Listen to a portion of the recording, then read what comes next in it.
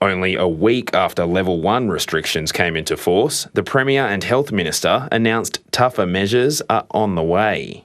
March will be the most difficult month Western Australia experiences in this whole pandemic.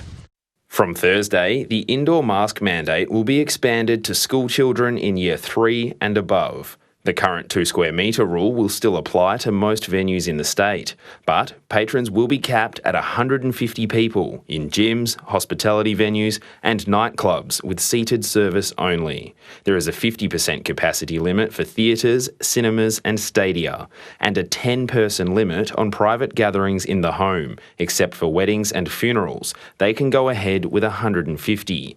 There'll be restrictions at hospitals. There will be no visitors at hospitals except for spouses, parents and carers, birth partners, or for other compassionate reasons.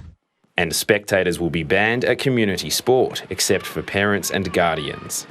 These restrictions are less stringent, but are more targeted. Easier on small spaces, but tough on larger venues.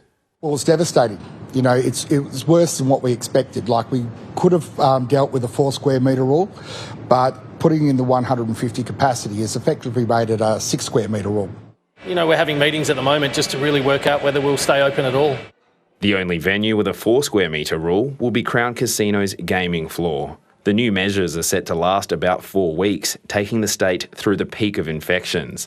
And while there's few cases in hospital now, the Premier says that will soon change. The experience over East is that hospital admissions lag about 2 to 3 weeks behind case numbers.